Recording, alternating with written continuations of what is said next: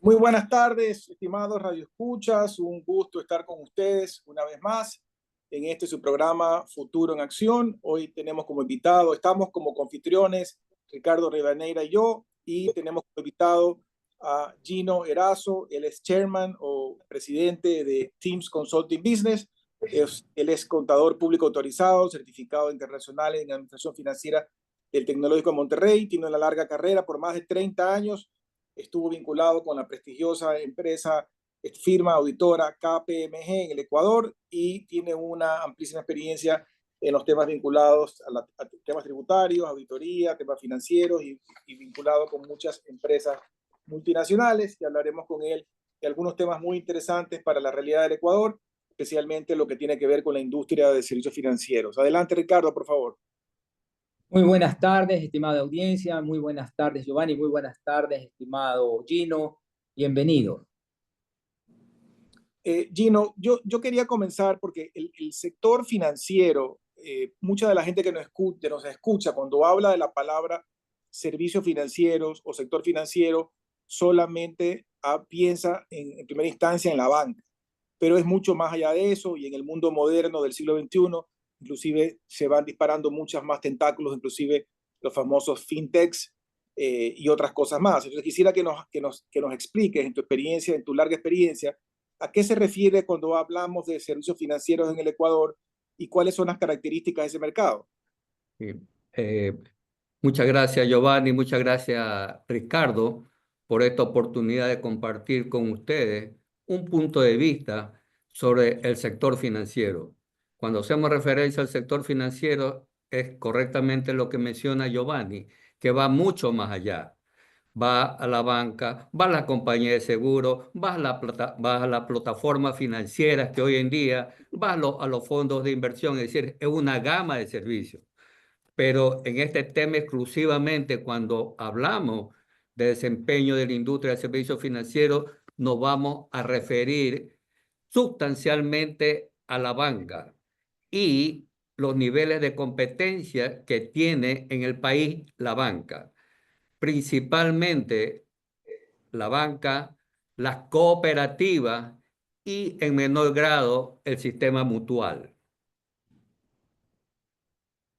Yo tengo una pregunta respecto a eso, Gino.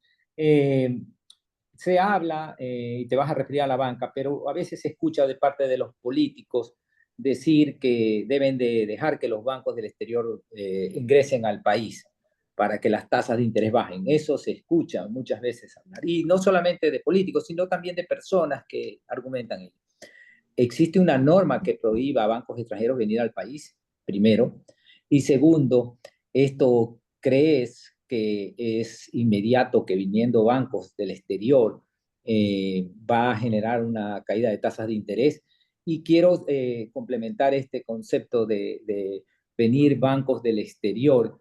Me refiero a que indudablemente tiene que haber una seguridad jurídica que permita a los bancos del exterior venir y reglas de juego claras. Por favor, con respecto a eso, ¿podrías Solo, aclarar? solo, solo añado una cosa más antes, Ricardo, de que conteste Gino, y es el hecho de la percepción y que algunas personas mencionan, tal vez sin profundidad de conocimiento, que el Ecuador tiene ciertas barreras que limitan o que evitan que bancos internacionales regresen o vengan al país. No sé si eso es correcto o no. Adelante, por favor. Muy bien, gracias Ricardo, gracias Giovanni. En realidad no recuerdo de una norma legal que restrinja la incorporación de la banca extranjera en el país. En Uh el -huh, país tenemos a un solo banco extranjero que es el Citibank. uh -huh. Entonces, lo que generalmente no lleva a continuar un proyecto de establecerse en el país es la parte de riesgo y la parte de seguridad jurídica que mencionaron. Entonces, eso ahí se evalúa con detenimiento de los interesados y también de esa normativa como la restricción en la tasa de interés, poner límite a la tasa de interés activa, no prestación de servicios, ¿verdad? Que incorporen un costo, sino con un tarifario que establece el ente de control. Entonces, son asuntos que en un momento dado, riesgo, el asunto de techo en las tasas de interés, normativa restrictiva hacia la operación para alinearla con su operación global en aquello que se adapte a la economía del país, generalmente restringe. Había algunos intereses a través del tiempo manifestados por la banca extranjera, pero también al final nunca se ha concretado esa incorporación después de evaluación de estos factores, entre otros. Recuerden ustedes que el Banco del Pacífico salió a buscar un potencial comprador hace un par de años y cuya propuesta, después de un proceso de evaluación, no constituía un atractivo para el Estado dueño del Banco del Pacífico. Y esa transacción no se realizó. Tampoco hubieron muchos interesados. Eso te da una idea. ¿Qué te refieres tú al decir mucho atractivo? Porque quisiera un poco que lo profundices, lo aclares. Algunos entendemos o creemos entender cuál fue la situación, pero como te estamos escuchando muchas personas, ¿a qué te refieres el problema de que sí avanzó el Banco del Pacífico? Tuvo una banca internacional que lo fue acompañando para el proceso de la valoración, pero no se concretó. ¿Cuáles son los conceptos de ese poco atractivo?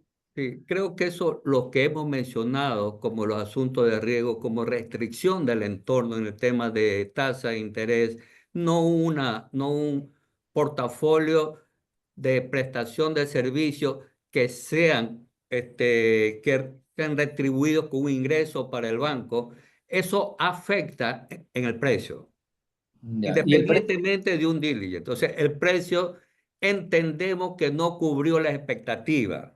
no cubrió la expectativa, porque el banco, Sí, siendo de que se maneja como privado, es un banco que pertenece a la Corporación Financiera Nacional, entendemos, y tiene un valor patrimonial de X cientos de millones de dólares y no puede venderse en menos de ese valor, entendería que. correcto, correcto. Ya. Por lo tanto, era un Entonces, valor menor el que ofertaron. entendemos que ni siquiera se acercó. Entonces, hay un tema también de percepción que hace daño al país de parte de los inversionistas. Y ahí hay un tema también que yo le decía equivocadamente a una persona hablando de estos temas de la motivación o del incentivo de que vengan más banca privada internacional al Ecuador. Decía yo, es que seguramente aparte de los enredos tributarios, de los enredos legales o de los temas, por ejemplo, como la salida de capitales, etcétera, que también el problema es que el Ecuador no es un mercado doméstico pequeño. Y me dejaron callado porque me dijeron que si hablamos de territorio, hablamos de consumidores, hablamos de número de personas que están que podrían ser clientes, Panamá es mucho más chico que Ecuador y sin embargo Panamá es un mercado gigantesco financiero. Entonces la respuesta a lo que yo decía me dejó, como se dice vulgarmente, me dejó callado porque hay el ejemplo de Panamá, inclusive Uruguay también tiene un mercado financiero muy importante, siendo países pequeños en población y en territorio, ¿no? Entonces esa norma no es la correcta. Giovanni, y discúlpame antes de que conteste Gino, no solamente es Panamá en Centroamérica hay algunos países que tienen bancos como el Scotian Bank, que es un banco canadiense, o bancos norteamericanos. Por lo tanto, esto afirma el comentario tuyo que no necesariamente es un tema de un país, de una economía relativamente pequeña. La economía ecuatoriana es relativamente similar a algunos países centroamericanos, o más grande inclusive que algunos países centroamericanos. Gino. Creo que hay un punto que es interesante para hablar de tamaño. A veces el tamaño no es tan importante cuando hay un nivel de transaccionalidad de libertad en los flujos. Entonces, eso es lo que en un momento dado que debería estar buscando la banca, te produce un rendimiento que no necesariamente te lo da el tamaño, sino tus procesos operativos, tu tecnología muy amigable para hacer una cantidad de transacciones que incluye un costo, un honorario por esas transacciones, y eso es lo que te da el nivel de profundidad dentro del mercado. ¿Qué es lo que está pasando hoy en día, principalmente en el mercado de Estados Unidos? Bancos grandes cerrando sucursales. Se estima que tanto el Chase, tanto el Bank of America, tanto el Wells Fargo, tanto el US Bank, están cerrando casi 700 sucursales durante el año 24. 700 sucursales. Fíjate. Es decir, están cambiando su modelo de operación. Perdón, no es que están cerrando operaciones, sino que estas están haciendo tecnológicamente. Ya no requieren Co- esas sucursales abiertas con personal ahí. Eso es lo Es que... correcto. Entonces, todo ese cierre de sucursales han hecho una evaluación de los servicios utilizados por clientes. En un caso específico, el Banco de América tiene 55 millones de clientes, pero han hecho un estudio que casi un 70% de clientes utiliza la banca en línea. Entonces ellos están emigrando de cerrar sucursales físicamente e invirtiendo en banca digital, invirtiendo en inteligencia artificial, invirtiendo en la robotización, los chatbots Correcto. de sus procesos. Entonces, buscan darle una dinámica diferente a su modelo de negocio. Bajar costos. No, y Sí, aquí yo veo pequeños correcto. síntomas buenos, positivos, porque yo veo que ahora ya hay bancos locales en los que uno puede abrir cuentas, sobre todo de ahorros, sin ir personalmente a los bancos. Eso no pasaba hace algunos años y eso es positivo.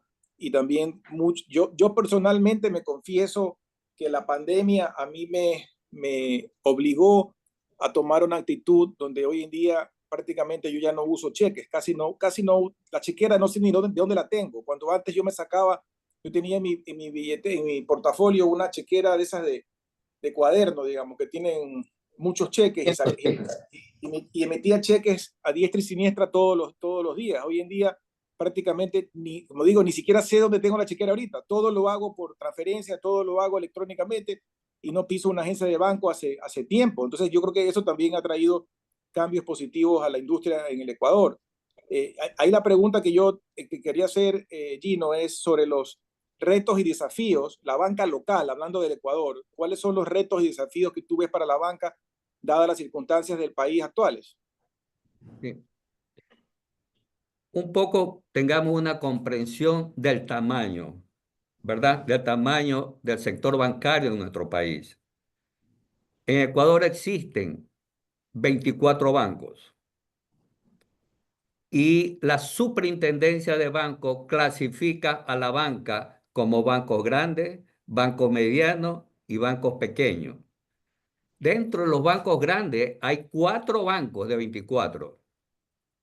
Dentro de los bancos medianos hay 9 bancos de los 24. Y dentro de los bancos pequeños hay 11 bancos de los 24. Pero lo interesante es esos 4 bancos. ¿Cuál es el monto de activos porcentualmente que manejan? Manejan aproximadamente el 65% de los activos de la banca, 4 bancos. De acuerdo. A ver, Entonces, pero, y los pero bancos medianos manejan el 31% y los bancos pequeños, que son el mayor número, 11, maneja apenas el 3%. discúlpame, Gino, antes de continuar, pero eso sin querer ofender a los bancos pequeños, ni querer decir que ellos no tienen la opción de crecer, correcto, y desarrollarse, tu descripción de la situación del panorama del sector bancario es que no hablemos de concentración, sino son los bancos grandes y los medianos los que tienen más opciones de sobrevivir a este cambio que significa el uso de la tecnología de manera masiva, porque requiere grandes recursos, que no solamente pasa por los usuarios como lo describió Giovanni, sino que pasa por de todo ese ecosistema que significa instituciones públicas, empresas, proveedores, correcto, que también tienen que digitalizarse para que el proceso de la transacción se vuelva un proceso de banca electrónica, que Giovanni lo estaba describiendo, tú lo ubicaste bien, y más bien los bancos pequeños en este proceso estarían con muchos problemas porque requerirían ingentes recursos financieros para entrar a competir a esos sectores. ¿O no es así lo que tú estás describiendo? En realidad es correcta la perspectiva que le estás dando. Es decir, los más pequeños no tienen ese músculo financiero no tienen esa cultura en un momento dado de gente realmente que pueda manejar una diversidad de servicios y productos. Tal es así que dentro de esa estructura bancaria hay 16 bancos múltiples, pueden hacer de todo. Hay dos bancos que son solamente negocio comercial, tres bancos dedicados a la banca de consumo y tres bancos dedicados al microcrédito. ¿Cómo tú puedes competir con una limitación dentro de un negocio que cada vez busca diversificarse en el tema de servicios y productos financieros en base a una expectativa que demanda el mercado? Es decir, ir a hacer todos multibancos. Eso. Entonces, en realidad sí hay sectores dentro de eso que son más vulnerables. Y esto hubo un diagnóstico del Banco Mundial y del Fondo Monetario Internacional a mediados del 23. Y ya estas entes multilaterales advirtieron de que dentro del sistema financiero, dentro del sistema bancario, había 9 bancos con riesgo significativo de disminuir el mínimo de su patrimonio técnico. Riesgo significativo. Entonces, estamos hablando, pongamos de junio 23, estamos hablando de marzo del 25, estamos hablando de aproximadamente 21 meses, 20 meses. Ya hay un banco que sale dentro de la operación, que es AmiBank, Lo comunicó públicamente el superintendente. públicamente. Así que estamos hablando de Hay, información pública. Entonces, tú ves que realmente hay vulnerabilidades que tienen que ser atacadas, porque esos bancos son frágiles. Y también ponle un peso de contribución o de aporte a la economía, es mínimo. claro. Pero ahí hago dos preguntas. Un tema que mencionaste, Gino, tiene que ver con un sector que para mí es importante, sobre todo para la pequeña empresa, que es el microcrédito. Y el microcrédito, creo que uno de los pioneros fue el famoso Banco Solidario, que fue casi que el inventor del microcrédito en el Ecuador, a pesar de que también en la época de Marcel Aniado, él tuvo el Banco de Desarrollo Comunitario en el Banco del Pacífico. Pero se pusieron reglas en el gobierno, me parece que el presidente Correa, que le pusieron restricciones a la banca de microcrédito y en vez de haber incentivado el crecimiento, más bien lo aplastó, lo complicó y volvió a tirar más personas hacia el crédito informal, hacia lo que se llama en la calle el churco. ¿Eso es correcto o no? O sea, el microcrédito, ¿cómo se ha desempeñado? Y si realmente la cartera de microcrédito en el país, ¿cómo ha evolucionado en los últimos años? Aquí hay que hacer un poco de historia. Uno de los bancos líderes en la parte de microcrédito, tú lo mencionaste, era Solidario. Y el otro banco en ese momento era Banco Finca. Hoy en día, AmiBank. Fíjate cómo cambian las cosas. Y tenía un negocio de microcrédito de volumen que ayudaba a ese microemprendedor con créditos de $100, $200, $300. En el momento en que hubo un límite en las tasas de interés, cuando se sectorizó el máximo de tasa de interés por sectores, el crédito o el microcrédito tenía una tasa de rendimiento máxima como de 32-35%. Mató el crédito, porque los costos operativos de cobrarte $100, $200 o $300 es muchísimo más alto.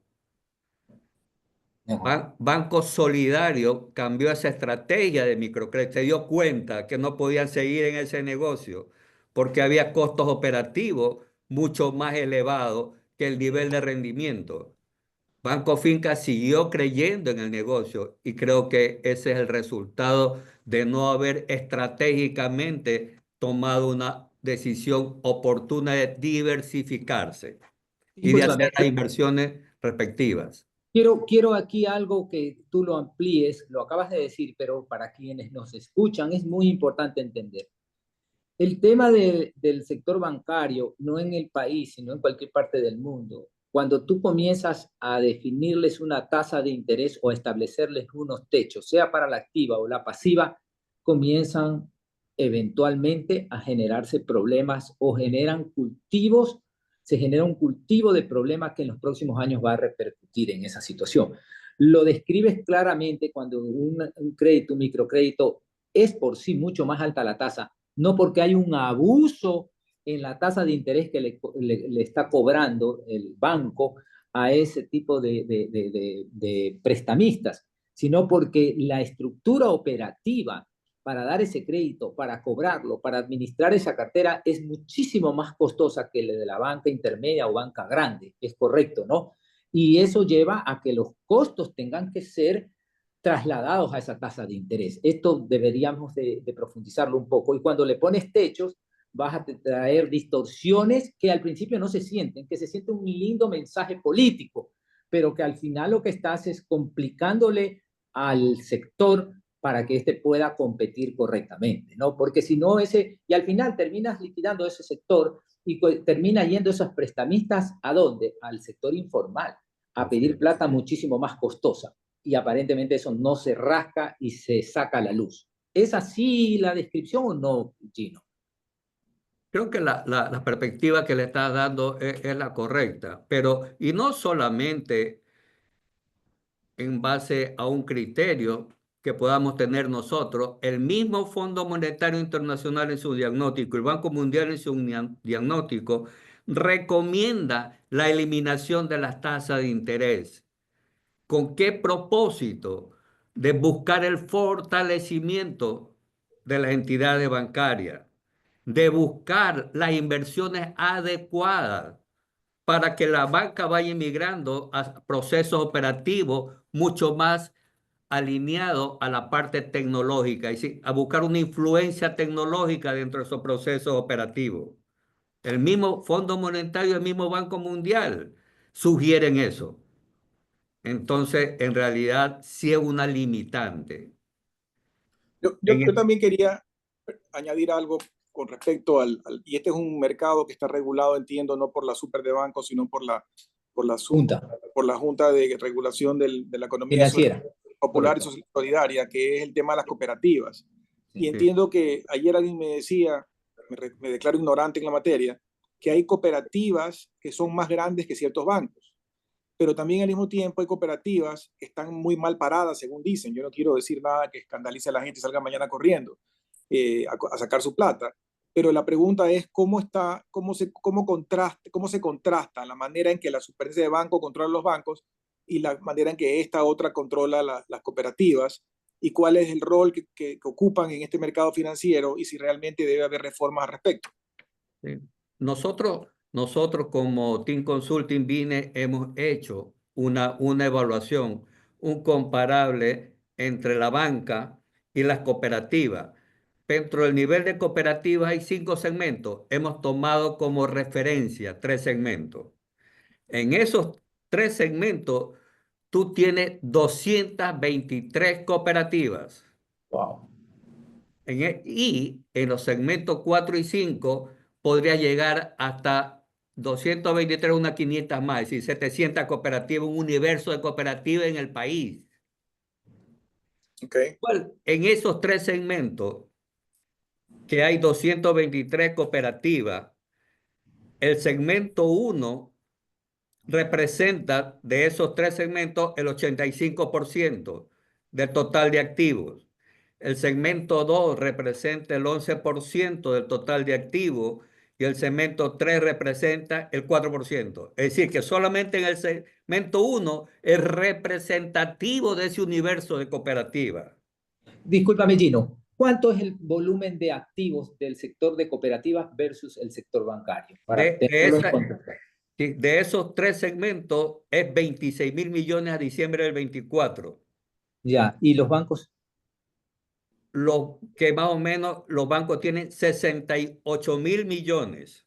Ya, es decir, Fíjate, que ellos están tranquilamente con alrededor de un 28% más o menos. 30% correcto del Sí, total. O sea, manejan un volumen de activos importantísimo. Esos tres Importante, segmentos. importante.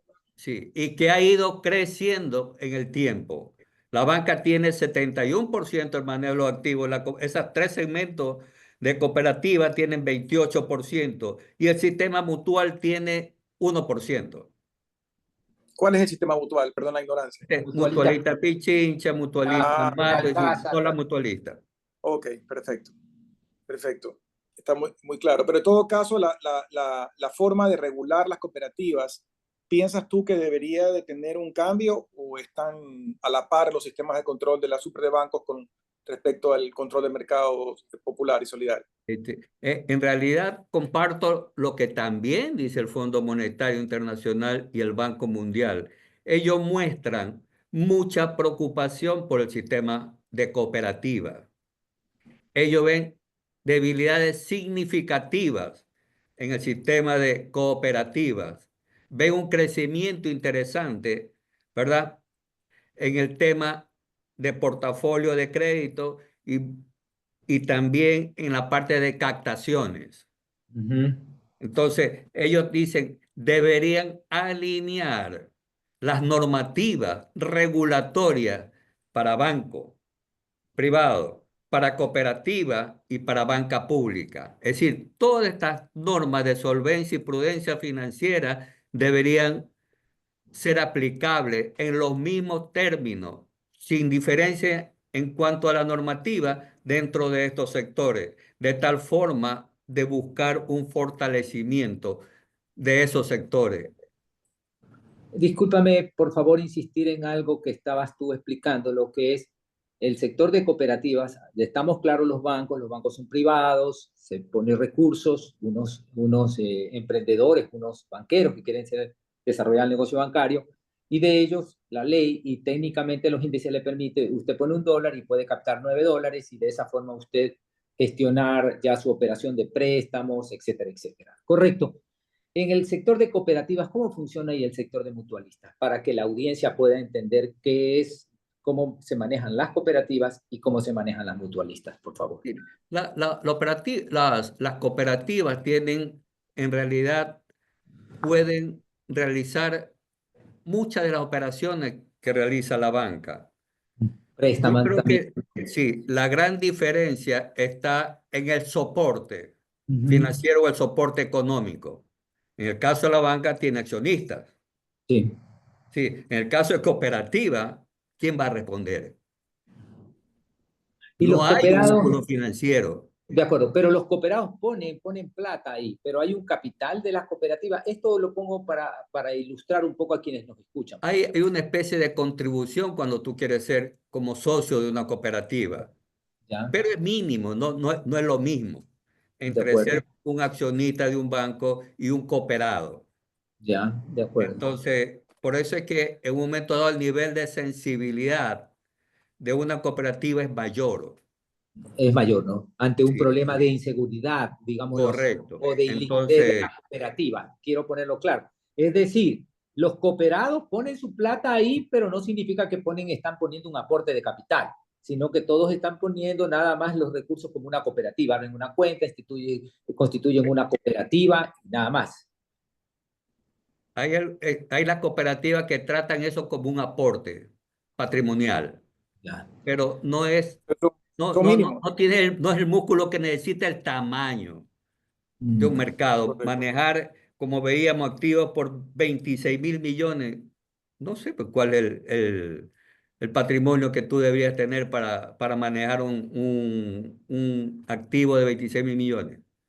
No es Está mucho. claro que sí, y cuando lo ves con los bancos y tú dices hay 65.000 millones de activos, Sí. probablemente hay en la banca 5 o 6.000 millones de dólares probablemente de patrimonio o un poco más. ¿Es correcto? Sí, la banca tiene, correcto, tiene un patrimonio de 7.000 millones. Ahí está, 7.000 Él saca, millones, saca la relación. correcto. Y el Casi de está las hablando de un 10%. Es correcto. Lo que decíamos, metes $1 y Sí, puedes captar 9, correcto. Pero en el caso de las cooperativas son los cooperados con su cuenta de participación, que es lo que estás diciendo, sí, correcto. correcto. Pero ahí no está identificado cuánto es el monto que tienen ahí las cooperativas, ¿o sí? Está como una cuenta, correcto, pero no es un soporte económico suficiente. No tiene la proporción de la que tiene la Así banca, es, es correcto. mucho menor. ¿Y las Sí. mutualistas? Las mutualistas cada vez han ido perdiendo protagonismo. La mutualista, su fuerte era la parte de construcción, estar en el negocio inmobiliario y el otorgamiento de créditos hipotecarios. A través del tiempo le dieron otras series de autorizaciones para manejar otros servicios y productos financieros, pero el negocio inmobiliario comenzó a decaer Ya. y a no ser competitivo porque también ellos eran constructores. O sea, ellos traicionaron de alguna forma su negocio principal, se fueron derivando en otras cosas y a la hora no les ha convenido. Correcto. Sí. Pero vamos a irnos a un corte breve y regresamos en unos minutos para seguir con este interesante diálogo. Gracias por regresar con nosotros a este su programa Futuro en Acción. Para las personas que recién se enganchan, estamos conversando con Gino Erazo. Él es chairman o presidente de Teams Consulting Business TCB. Además, él ha sido por muchos años senior partner de la prestigiosa firma KPMG, con una larga trayectoria de más de 30 años de experiencia profesional. Estábamos hablando en la primera parte sobre todo lo que significa la evaluación del sector financiero, especialmente bancas, hablamos al final del tema cooperativas, pero también mencionamos brevemente lo que se viene por delante porque el mundo va cambiando. Yo el otro día leí un artículo, un podcast de la famosa consultora McKinsey que habla sobre las perspectivas de la banca y evidentemente el tema de nuevas tecnologías pesa mucho sobre la visión. Tú mencionabas, Gino, que mucha gente hoy en día ya más bien usa los servicios electrónicos de la banca más que las agencias físicas. Y en esa parte del fintech y de todos estos mecanismos, ¿qué crees que, primero, qué riesgos hay? Y segundo, ¿qué oportunidades hay para el Ecuador? ¿Qué falta todavía por hacer? Y si falta en materia regulatoria, poder generar, por un lado, más incentivos y por otro lado, mejores controles. Creo que para mí debe existir un proceso de educación formal.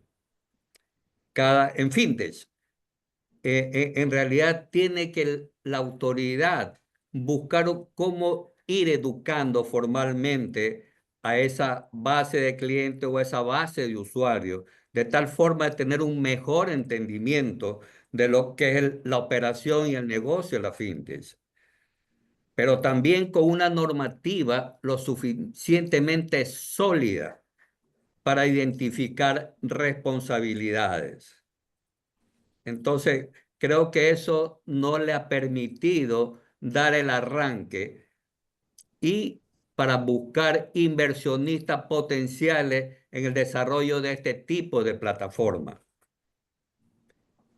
Si tú miras el negocio bancario concentrado en 4 bancos, el 65% a 70% manejan en todos sus rubros principales, en lo que es cartera 64%, en lo que es pasivo, lo que es captaciones 65%, lo que es patrimonio 62%, lo que es la generación de ingresos 65%, 4 bancos de 24. De acuerdo. Entonces, el resto, veamos la plataforma, estamos hablando de una banca que tiene trayectoria, que ha sabido responder en esos momentos de crisis. De acuerdo. Pero Gino, quiero hacerte un comentario a todo lo que nos has explicado en la primera parte, que fue bien interesante. Hacías el número de que en Estados Unidos los 4 grandes, 5 bancos más grandes estaban cerrando alrededor de 700 agencias.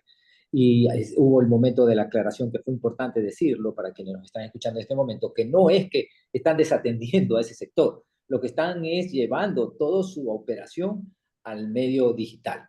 Punto. Están atendiendo. Y ese no es solamente para el cliente del banco, sino que todo el ecosistema de los sectores comerciales, productivos, de servicios, están ya en el mundo digital. Por lo tanto, se vuelve una banca digital. Pero para ese desarrollo de bancas digitales, ese costo de tener agencias es muy alto y tienen que invertir mucho en tecnología que lo tienen que amortizar rápidamente los bancos, ¿de acuerdo? Y es la estrategia. Y eso se lleva a los bancos cuando lo estabas describiendo, los 4 bancos manejan el 60 y pico % de los activos financieros del país. Ahora mi pregunta y mi comentario, me gustaría, tal vez no tengas los números, yo no veo a nadie, porque aquí hay muchos que hablan del tema de la economía y hablan de la banca, pero nadie, no he visto, Gino, y ojalá en una próxima ocasión pudieras darnos alguna información de ello, es qué invierte la banca en tecnología. Porque es importante, los balances son públicos, de no solamente los bancos, de las empresas. ¿Qué invierten los bancos en tecnología? El sector bancario debe ser en el sector productivo del país, en los sectores, en los distintos sectores de la economía, perdón, debe ser el que más invierte en tecnología. Lo hemos sentido, pero valdría la pena entender por qué esos 4 bancos están compitiendo, manejando el 65%, y hay bancos chiquitos que tienen serios problemas. Lo dijiste, termino, discúlpeme que me haya expuesto mal. Aquel banco que privilegie utilidades en el presente, pero que no invierta en tecnología, está hipotecando su desarrollo, ¿correcto? Su competencia, porque la herramienta de tecnología es fundamentalmente importante. Puede ser pan para hoy, hambre para mañana, es correcto. Pero tendremos alguna información de saber cuánto se invierte en este país o qué índices comparativos con otros bancos, sean de la región, no necesariamente de Estados Unidos, invierten en tecnología, porque tecnología de todo tipo, que al final es para transacción, para servicio, para todo lo que significa operación bancaria, ¿o no es así? Sí. El tema es, creo que conscientemente todavía nos falta un largo camino que recorrer en temas de inversiones en tecnología. Pero el mismo Fondo Monetario Internacional está sugiriendo dotar a la banca de un mecanismo de mayor libertad. Y por eso es que está sugiriendo liberar las tasas de interés. La banca necesita tener mayores recursos para invertir. Lo que Correcto. personalmente no comprendo los niveles de rentabilidad que ha tenido la banca, principalmente esos bancos grandes, que en su rentabilidad representa el 73%, Ya. la banca mediana el 30% y la banca pequeña pierde. Mira, es decir que eh, es preocupante.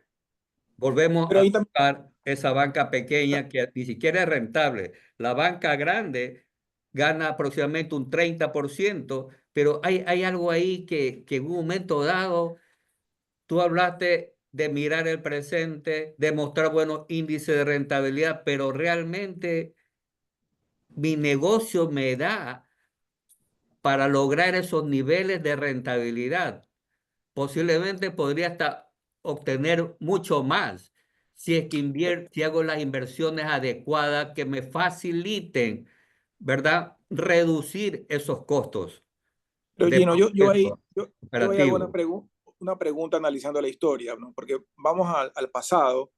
El pasado obviamente era un pasado más informal, donde las relaciones bancarias eran unas relaciones personales entre los Ujú. banqueros y las personas, donde inclusive se tejían lazos hasta de amistad y de conocimiento íntimo de cómo iba el negocio, te visitaban y conocían cómo te iba y se volvían muchos de ellos inclusive amigos personales.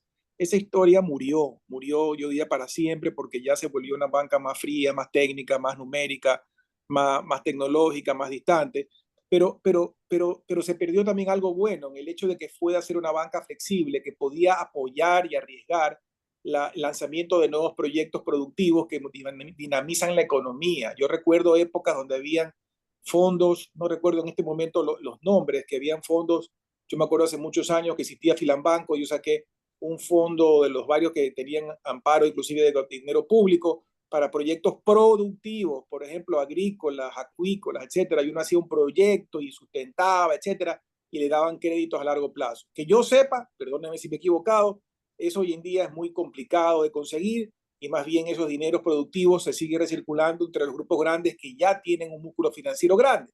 Y en cambio, a los medianos y pequeños le dan para la refrigeradora, le dan para la moto, le dan para el carro, le dan para la casa, donde hay una prenda, digamos, segura para el banco. Pero si yo le digo al banquero, oye hermano, tengo un proyecto maravilloso, quiero ir de socio con Gino y con Ricardo y vamos a aumentar, vamos a hacer una planta donde vamos a fabricar una cosa maravillosa, nueva, y te le voy a enseñar el business plan y todo, creo que ni me escuchan porque inclusive tienen que poner casi que a pérdida en el banco por temas legales el riesgo de ese proyecto. ¿Estoy hablando tonteras o no? Y te digo esto porque tiene que haber una banca que apoye más el desarrollo productivo. Entiendo que hay las reglas de Basilea, que hay las reglas de riesgo y todo lo que tú quieras, pero me da la impresión a mí como usuario que la banca se ha alejado, ya sea por mutuo propio o por la exigencia de las regulaciones legales, se ha alejado de ser un motor productivo. Hay un tema que es importante visualizarlo. Es decir, que en realidad todo está o todo debe ser enfocado al riesgo. En un tiempo acá, es decir, tratar de no tener garantía, eso le cuesta a la banca ni sé cuántos puntos por provisión. A veces son el tema de regulatorio que impide en un momento dado dar ese paso, porque es costoso. Si tú das un crédito sin garantías reales, ¿verdad? Porque financias un proyecto nada más, entonces ya hay un castigo. Entonces hay un castigo de CAE por los fondos que capta, hay un castigo por un crédito o un proyecto sin garantías reales, entonces el costo del dinero se vuelve mucho más alto y la rentabilidad no es la esperada. Entonces hay que cambiar, es como tratar de Pero, fortalecer la pero operatividad de una banca. ¿quién apoya al que comienza? Porque yo A entiendo ver, que el que ya Claro, tiene una ese es el trayectoria, punto. ese es el sí. punto. Pero, Sí, yo quiero poner esto en un contexto, discúlpeme que le interrumpa Gino un instante porque te lo está planteando Giovanni, pero quiero que a eso le agreguemos un comentario importante. Aquí en el Ecuador, hace muchos años atrás, existían las financieras, las instituciones financieras, que eran instituciones no bancarias, que eran de desarrollo de largo plazo. Ellas captaban recursos del exterior, especialmente de multilaterales, tú lo debes de recordar, o de instituciones financieras que daban recursos, correcto, a estas financieras, y estas instituciones financieras daban para proyectos. No eran un crédito necesariamente comercial, sino que se constituían como una banca de segundo piso. La CFN es propiamente una banca, correcto, que es para desarrollo. La banca ecuatoriana es una banca comercial. Y en el mundo, cuando tú hablas del Bank of America o hablas del Chase, más allá que tengan una división que es para desarrollo de largo plazo, son bancas comerciales. Y bancas comerciales son bancas que captan recursos de corto plazo. Que hay que entender ese concepto fundamental, ¿correcto? Sea en cuentas corrientes, sean en cuentas de ahorro y hasta en pólizas en general, en certificados de depósito, son de corto plazo. Entonces, ir con un proyecto que tiene que, si te dan los recursos, madurar este proyecto y poder gestionarlo y desarrollarse e invertir toma algunos años o una ampliación grande. Y entonces la banca comercial ha entrado, la ecuatoriana, a dar esos financiamientos, pero con tasas de interés que son captadas de corto plazo y que están revisándose cada semestre o anual, como mucho tiempo, muy tarde, ¿sí me explico? Está mal enfocado ahí. Porque si mañana, Gino, también tú pones unas normas que no sean tan exigentes a la banca comercial, la fortaleza de la banca ecuatoriana en esta época de dolarización ha sido porque se ha vuelto bien rigurosa en cumplir para garantizarle a los depositantes que están en una economía dolarizada el que puedan tener sus dineros debidamente asegurados con la banca suficientemente líquida.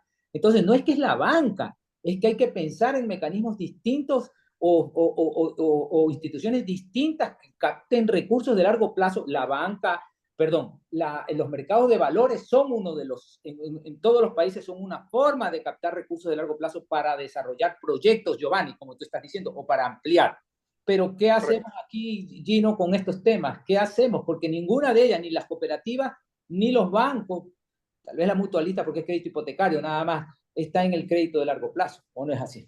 O el crédito de los empresarios, de los emprendimientos. fíjate, en lo que estás mencionando está alineado también con una sugerencia del Fondo Monetario Internacional, donde ellos buscan que el país promueva la parte de un mercado de capitales para financiar, ¿verdad? Emisiones de valores. De ¿No? largo Es plazo. decir, es como fortalecer estructuralmente todas esas entidades alineada con la parte de promoción y de proyectos, con promoción del país, con promoción de capitales, de tal forma de lograr un crecimiento. Nosotros al interior de TCB analizamos alguna vez el sector agrícola, del cual tú conoces muy bien. ¿Cuáles son los incentivos? ¿Cuáles son las facilidades? ¿Cuáles son esas oportunidades que existen hoy en día en el Tratado de Libre Comercio? ¿Quién fomenta todo eso? Y no hay. ¿Cómo voy a aprovechar todas esas oportunidades de tratados de libre comercio si no tengo el apalancamiento adecuado? El brazo financiero, y Así a es, veces no la dejan desarrollarse cambiando las normas al mercado de valores. Eso también es cierto. correcto. Es decir, hay que cambiar una serie de leyes que promuevan no tanto normativas rigurosas, sino que un nivel de cuidarse uno mismo su operación y negocio a través de establecer políticas y metodologías como de evaluación de crédito en base a las mejores experiencias. Esos son los bancos norteamericanos, hacen eso. Es decir, tienen su propia metodología y son rigurosos en el momento de tomar una decisión. Había una información del Bank of America. En el último trimestre mandó a pérdida 2.000 millones por provisiones. Mira, 2.000 millones en el último trimestre del año 24. Son decisiones duras. Correcto. Y son provisiones, no As necesariamente que está pro- diciendo pérdidas, sino que Así estoy correcto, son provisionando ante provisiones, expectativas que puedan pasar. sí, que le afectó su nivel de rentabilidad anual, pero las toman oportunamente en base a esas metodologías que ellos desarrollan. Entonces, es cuidarse uno mismo. Pero cuando tiene un Estado que en un momento dado, a través de normativa, busca controlarte, es difícil, te restringen cualquier acción. Quizás esa es la experiencia de esa libertad que existió antes dentro de la industria del servicio financiero y que llevó al colapso en el año 2008 o Hace en el año 2000, 1998. Claro, lo que sí, pasa es que $1998.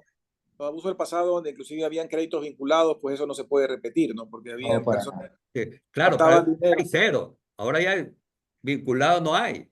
No, por supuesto. Correcto. Por eso digo que la Entonces, banca sí tiene normas que la ha cuidado. De todos modos la ha llevado. Pero es banca comercial al final del día. correcto. No tenemos esa banca de desarrollo o ese brazo de desarrollo a lo que tú decías, Giovanni, a que haya el financiamiento, pero con los criterios cuidadosos que tengan esas instituciones financieras para canalizar recursos para iniciativas de crecimiento o de nuevos emprendimientos, correcto, debidamente analizados. Eso hoy en día no hay.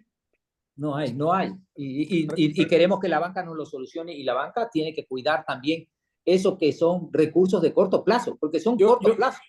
yo también, nos quedan 5 minutos y quería añadir algo con respecto pues, a la mala fama que los políticos le han querido dar siempre a la banca, ¿no? Y siempre la banca es motivo del dardo, de que ganan mucho, de que son los que tienen la plata y que hay que ponerle los impuestos, etcétera. Pero yo sí quisiera que ustedes remarquen el rol de la banca, porque si la banca no existiera y no tuviera el rol de desintermediar el dinero entre los que colocan el dinero y los que captan, perdón, entre los que captan y los que colocan en préstamos, no hubiera, digamos, un sistema moderno de colocación de créditos y de préstamos. Entonces sí hay un rol importante y no es cuestión de satanizar la banca per se, que hay cosas que no funcionan bien o cosas que pueden ser consideradas mejorables, de acuerdo, pero no se puede, digamos, satanizar en general el sector financiero.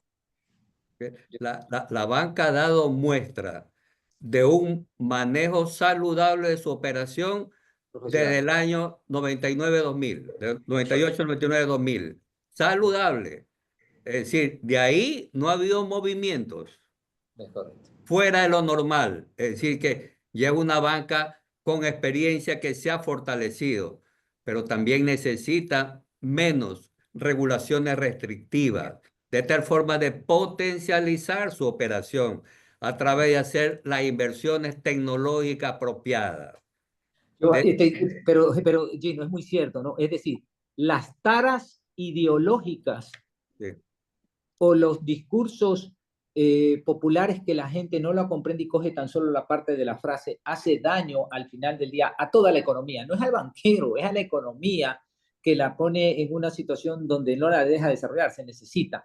La banca no es en este país, en cualquier parte del mundo es un ente intermediario entre lo que capta recursos y coloca recursos. Y al final del día se dice que tú quieres al banquero el día que te presta la plata, es el único momento que lo quieres. Y después no te gusta el banquero para nada, no lo quieres para nada y el peor día es cuando le tienes que pagar, por ponerlo de esa forma. Pero al final del día es plata de quién, no es del banquero, es la plata de los depositantes. La banca la captó y al final tiene que tener un margen para cubrir los costos operativos y generar una utilidad y poder crecer y fortalecer y poder seguir financiando al crecimiento del sector productivo, que significa empleo, trabajo para las personas. ¿O no es así?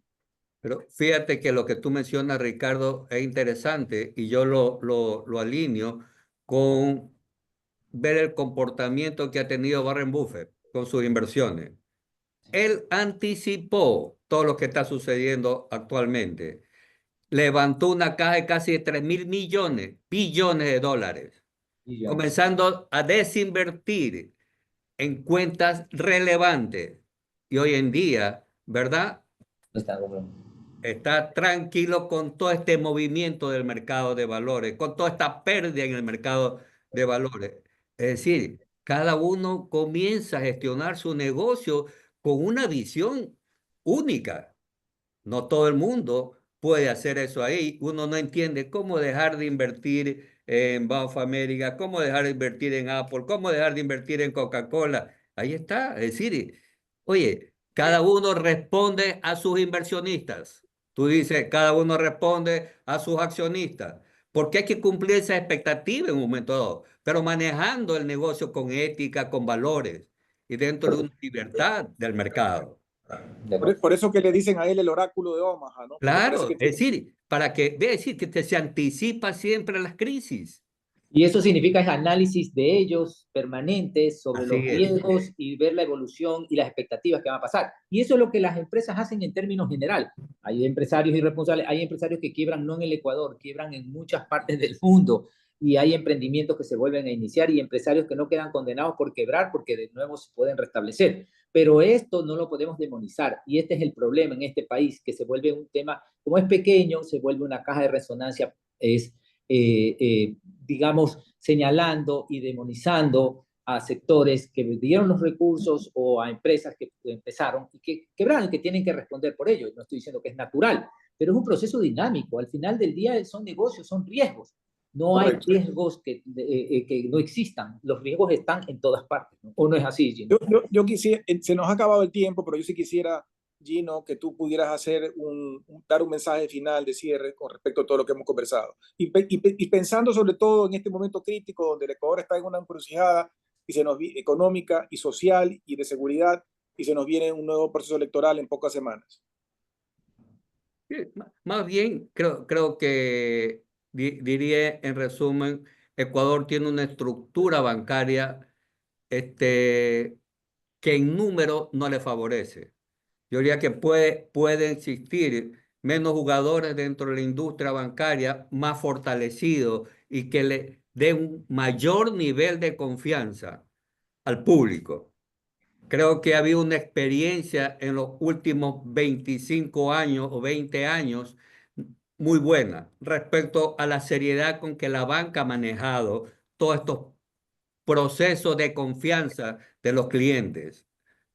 Y principalmente creo que fue una muy buena normativa la eliminación de créditos a partes relacionadas. Pero también es importante que la banca esté consciente que los niveles de inversiones deberían ser orientados a lo que el entorno bancario actual, el entorno económico actual demanda, que es la base de banca digital. Tienen que enfocarse en abaratar sus procesos operativos, eficiencia de costos, una inteligencia artificial que puede contribuir también al mejoramiento de su proceso operativo, a atender clientes en línea. Muy bien. Bueno, Gino, muchísimas gracias. Le agradecemos muchísimo a Gino Erazo, Chairman TCB, por su contribución. También, Ricardo, gracias por acompañarnos como anfitrión. Y también gracias a ustedes por acompañarnos. Que tengan una buena tarde hasta el día de mañana. Un abrazo para todos. Muchas gracias.